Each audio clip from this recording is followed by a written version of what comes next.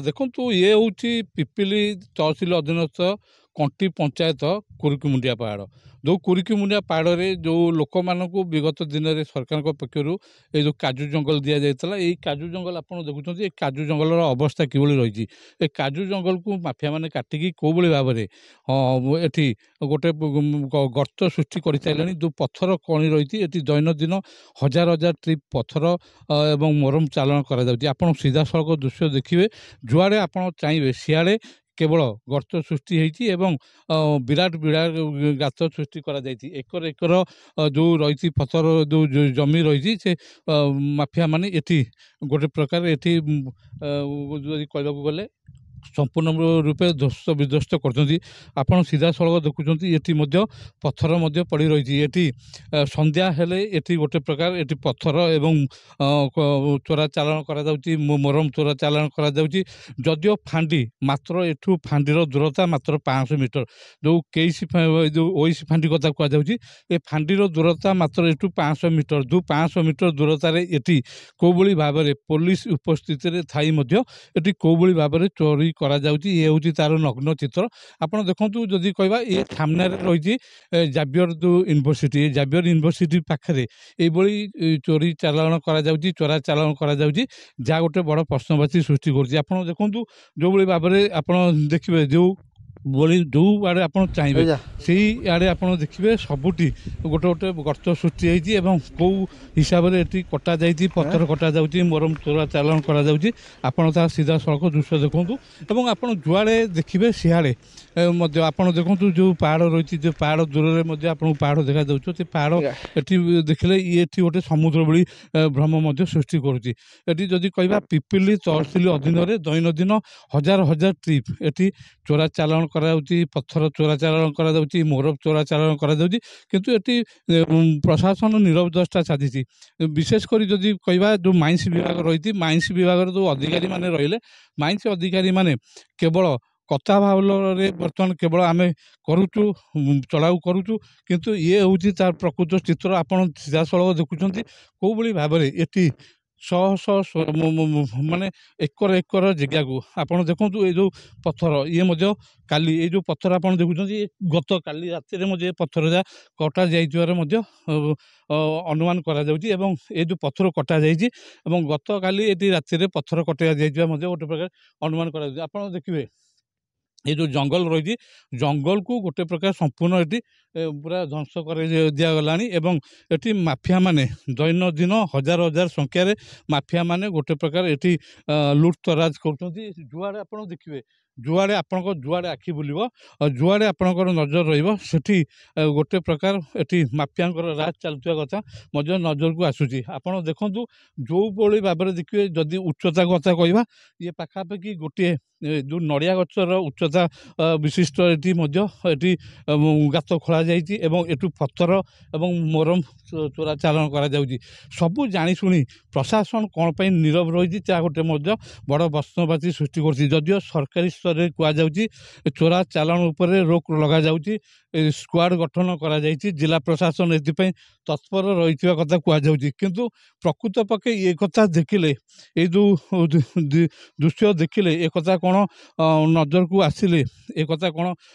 कदा भी विश्वास करना जे एटी चोरा चालान रोकबार प्रशासन सफल होती आपड़ जदि देखिए गोटे प्रकार जो भाव में ये पत्थर एवं मरमर चोरा चालान करा जाउची एवं जदियो कहवा गत 2-4 दिन तले हईराजपुर में जदि कहवा ये चोरा चालान करा कथा नजर को आसीला एवं माइंस विभाग से चढ़ाऊ कर कथा कहुला किंतु ये जो कुरुकुमुंडिया कथा आप देखुं कुरुकुमुंडिया ये माने शिल्प गढ़ी उठिला विभिन्न प्रतिष्ठित कंपानी गढ़ी उठिला किंतु जो भाव में ये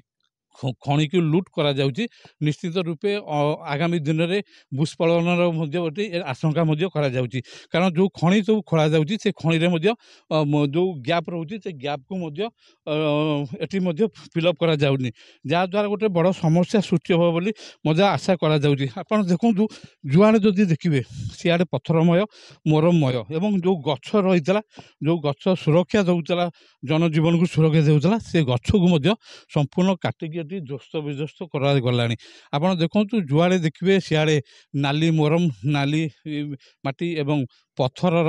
ଏଠି ସବୁଆଡ଼େ ପଡ଼ି ରହିଛି। କିନ୍ତୁ ଯଦି କହିବା ଆମର ପିପିଲି ତହସିଲଦାରଙ୍କ କଥା କହିବା, ପିପିଲି ତହସିଲଦାର କରୁଛନ୍ତି କ'ଣ, ଏଇ ଯେଉଁ କଣ୍ଟି ଆର୍ଆଇ ଏଠି କରୁଛନ୍ତି କ'ଣ, ଇଏ କଥାକୁ ମଧ୍ୟ ଗୋଟେ ଗୁରୁତ୍ୱ ସହିତ ସରକାରୀ ଅଧିକାରୀମାନେ ଗୁରୁତ୍ୱ ସହିତ ନେବାର ଆବଶ୍ୟକତା ରହିଛି। ସରକାର ମଧ୍ୟ ଏ ଦିଗରେ ଏ ଘଟଣାକୁ ଅତି ଗୁରୁତ୍ୱ ନେବାର ଆବଶ୍ୟକତା ରହିଛି। କାରଣ ଆପଣ ଦେଖନ୍ତୁ ଯେଉଁଭଳି ଭାବରେ ଏଠି ପଥର ଚୋରାଚାଲାଣ କରାଯାଉଛି ଏବଂ ମାଫିଆମାନେ ଦୈନନ୍ଦିନ ଏଠି ହଜାର ହଜାର ଟ୍ରିପ୍ ଏଠି ପଥର ଏବଂ ଯେଉଁ ମୋରମ ଚୋରାଚାଲାଣ କରୁଛନ୍ତି। ଏଠି ଏ ଦିଗରେ ପୋଲିସ ପ୍ରଶାସନ, ସ୍ଥାନୀୟ ତହସିଲ ପ୍ରଶାସନ ଏବଂ ଯେଉଁ ରହିଲେ ଆମର ମାଇନ୍ସ ବିଭାଗ ସମ୍ପୂର୍ଣ୍ଣ ନୀରବ ରହିଛି। ସ୍ଥାନୀୟ ଲୋକେ ବିଭିନ୍ନ ସମୟରେ ଆପଣ ଦେଖନ୍ତୁ ଯେଉଁ ଜଙ୍ଗଲକୁ ଆପଣ ଦେଖୁଥିଲେ ଗତ କିଛି ଦିନ ତଳେ ଯଦି କହିବା, ଏଇ ଜଙ୍ଗଲରେ କାଜୁ ଚାଷ କରିକି କିଛି ଲୋକମାନେ ମଧ୍ୟ ସେମାନଙ୍କର ଜୀବିକା ନିର୍ବାହ କରୁଥିଲେ। କିନ୍ତୁ ପରବର୍ତ୍ତୀ ସମୟରେ ଏ ଯେଉଁ ଜାଗାକୁ ବର୍ତ୍ତମାନ ସରକାରଙ୍କ ହାତକୁ ଗଲା ପରେ କେଉଁଭଳି ଭାବରେ ଏଠି ବର୍ତ୍ତମାନ ସମସ୍ୟା ସୃଷ୍ଟି ହେଇଛି ଏବଂ ଯେଉଁଭଳି ଭାବରେ ଏଠି ସମସ୍ୟା ସୃଷ୍ଟି ହେଇଛି, ଯେଉଁଭଳି ଭାବରେ ଏଠି ଚୋରାଚାଲାଣ କରାଯାଉଛି, ମାଇନ୍ସ ବିଭାଗ ଅଧିକାରୀଙ୍କ ଜାଣତରେ, ପୋଲିସର ଜାଣତରେ ଏବଂ ତହସିଲ ପ୍ରଶାସନ ଜାଣତରେ, ଇଏ ବଳ ସେମାନେ କେଉଁଠୁ, ଯେଉଁ ମାଫିଆମାନେ ଏ ବଳ କେଉଁଠୁ ପାଉଛନ୍ତି, ତା ଗୋଟେ ସବୁଠୁ ବଡ଼ ପ୍ରଶ୍ନ ସୃଷ୍ଟି କରୁଛି। ଯଦି କହିବା ବିଶେଷ କରି ଯଦିଓ ସ୍ଥାନୀୟ ଲୋକ ବାରମ୍ବାର ଏ ନେଇ ଆପତ୍ତି ଅଭିଯୋଗ କରୁଛନ୍ତି, ଗ୍ରିଭାନ୍ସରେ ଦେଇଛନ୍ତି, କିନ୍ତୁ ଏ ନେଇ କୌଣସି ତତ୍ପରତା ଜିଲ୍ଲା ପ୍ରଶାସନ ଦେଖିବାକୁ ମିଳୁନାହିଁ। ଆଶା କରିବା ଜିଲ୍ଲା ପ୍ରଶାସନ, ଜିଲ୍ଲାପାଳ ହୁଅନ୍ତୁ, ପୁରୀ ଏସ୍ପି ହୁଅନ୍ତୁ, ପିପିଲି ଏସ୍ଡିପିଓ ହୁଅନ୍ତୁ ଏବଂ ମାଇନ୍ସ ବିଭାଗ ଅଧିକାରୀ ହୁଅନ୍ତୁ, ତହସିଲଦାର ହୁଅନ୍ତୁ, ନିଶ୍ଚିନ୍ତ ରୂପେ ଏଇ ଖବର ପ୍ରସାରଣ ପରେ ନିଶ୍ଚିନ୍ତ ରୂପେ ତତ୍ପରତା ଦେଖିବେ ବୋଲି ଆଶା କରାଯାଉଛି। କେବଳ ରାସ୍ତାରେ ଗାଡ଼ିକି ଅଟକେଇଲେ ହେବନି, ରାସ୍ତାରେ ଗୋଡ଼ି ମାଟି ଜବତ କଲେ ହେବନି। ଯେଉଁ ଜାଗାରେ ବର୍ତ୍ତମାନ ଏଠୁ ସ୍ପଟ୍ରେ ଆସି ଇନକ୍ୱାରି କରିବାର ଆବଶ୍ୟକତା ରହିଛି, କେବଳ ଯେଉଁ ଜାଗାରେ ବର୍ତ୍ତମାନ କୋଟି କୋଟି ଟଙ୍କା, ଏଇଠୁ କୋଟି କୋଟି ଟଙ୍କା ସରକାର ରାଜସ୍ୱ ହରାଉଛନ୍ତି। ଯଦିଓ କହିବା ମୋହନ ସରକାର ଏ ଦିଗରେ ପଦକ୍ଷେପ ନେବେ ବୋଲି ଆଶା କରିବା, ଯେହେତୁ ରାଜସ୍ୱ ମନ୍ତ୍ରୀ ରହିଲେ ସିଏ ମଧ୍ୟ ଏ ଦିଗରେ ପଦକ୍ଷେପ ନେବାର ଆବଶ୍ୟକତା ରହିଛି, କଠୋର ହେବାର ଆବଶ୍ୟକତା ରହିଛି। କାରଣ ମାଫିଆମାନେ ଯେଉଁଭଳି ଭାବରେ ଏଠି ଦୈନନ୍ଦିନ ଚୋରାଚାଲାଣ କରୁଛନ୍ତି, ଏଠି ଲୁଟ୍ କରୁଛନ୍ତି, ନିଶ୍ଚିତ ରୂପେ ସରକାରଙ୍କର କୋଟି କୋଟି ଟଙ୍କା ଯଦି ଏଠି ମାପ କରାଯାଏ ଏବଂ ହିସାବ କରାଯାଏ, ପାଖାପାଖି 20ରୁ 30 କୋଟି ଟଙ୍କାରୁ ଉର୍ଦ୍ଧ୍ୱ ଟଙ୍କା ମଧ୍ୟ ଏଠି ଚୋରାଚାଲାଣ ହୋଇଥିବାର ଅନୁମାନ କରାଯାଉଛି। ତେଣୁ ପ୍ରଶାସନ ଏ ଦିଗରେ କେଉଁ ପଦକ୍ଷେପ ନେଉଛି ନା, ଖବର ପ୍ରସାରଣ ପରେ ଏ ଖବର କେବଳ ପ୍ରସାରଣ ହେବ ଏବଂ ସମସ୍ତେ ନୀରବ ରହିବେ। ତାପରେ ମଧ୍ୟ ପରବର୍ତ୍ତୀ ସମୟରେ ଯେଉଁଭଳି ଭାବରେ ଲୁଟ୍ ତରାଜ ଚାଲିଛି ସେଭଳି ଲୁଟ୍ ତରାଜ ଚାଲିବ। କିନ୍ତୁ ଏ ଦିଗରେ ପ୍ରଶାସନର ତତ୍ପରତା ହେବାର ଗୋଟେ ପ୍ରକାର ଆବଶ୍ୟକତା ରହିଛି। ଯଦି ପ୍ରଶାସନ ତତ୍ପରତା ନ ରୁହେ, ନିଶ୍ଚିତ ରୂପେ ଆଗାମୀ ଦିନରେ ଏଇ ଯେଉଁ ମୋରମ ଏବଂ ପଥର ଖଣିକୁ ନେଇ ଗୋଟେ ଜନ ଆନ୍ଦୋଳନ ହେବାର ମଧ୍ୟ ଆଶଙ୍କା କରାଯାଉଛି ଏବଂ ସରକାର କୋଟି କୋଟି ଟଙ୍କା ଏଠି ମଧ୍ୟ ରାଜସ୍ୱ ହରାଇବାର ଖୋଲାଖୋଲି ମଧ୍ୟ ଆଶା କରାଯାଉଛି। ତେଣୁ ଆମେ ଆଶା କରିବା ନିଶ୍ଚିତ ରୂପେ ମୁଖ୍ୟମନ୍ତ୍ରୀ ଏ ଦିଗରେ ପଦକ୍ଷେପ ନେବାର ଆବଶ୍ୟକତା ରହିଛି, ରାଜସ୍ୱ ମନ୍ତ୍ରୀ ମଧ୍ୟ ଏ ଦିଗରେ ପଦକ୍ଷେପ ନେବାର ଆବଶ୍ୟକତା ରହିଛି। ଯେହେତୁ ଇଏ ଉପମୁଖ୍ୟମନ୍ତ୍ରୀ ପ୍ରଭାତୀ ପରିଡ଼ାଙ୍କ ନିର୍ବାଚନ ମଣ୍ଡଳୀ ପିପିଲି ମଧ୍ୟ ଯାଉଛି, ତେଣୁ ତାଙ୍କ ଜିଲ୍ଲା ଯେହେତୁ ରହିଛି, ସିଏ ମଧ୍ୟ ଏ ଦିଗରେ ମଧ୍ୟ ପଦକ୍ଷେପ ନେବାର ଆବଶ୍ୟକତା ରହିଛି। କାରଣ ଯେଉଁଭଳି ଭାବରେ ସରକାର କୋଟି କୋଟି ଟଙ୍କା ରାଜସ୍ୱ ରହୁଛନ୍ତି, ଏଇ ଟଙ୍କାରେ ସରକାରଙ୍କର ଅନେକ ଜନହିତକାରୀ ଯୋଜନା କାର୍ଯ୍ୟକାରୀ ହୋଇପାରିବ। ଆଶା କରିବା ନିଶ୍ଚିତ ରୂପେ এই ଖବର ପ୍ରସାରଣ ପରେ ନିଶ୍ଚିତ ରୂପେ ସରକାର ଏବଂ ସ୍ଥାନୀୟ ପ୍ରଶାସନ ପଦକ୍ଷେପ ନେବେ ଏବଂ ଏଇ ଯେଉଁ ଚୋରାଚାଲାଣ ହେଉଛି, ଚୋରାଚାଲାଣ ରୋକିବାରେ ସହାୟକ ହେବେ। ପୁରୀ ପିପିଲରୁ ଦେବାଶିଷ ସିଂଗ୍ରାନ, ଦ ରୁରାଲ ନ୍ୟୁଜ୍ ଓଡ଼ିଆ।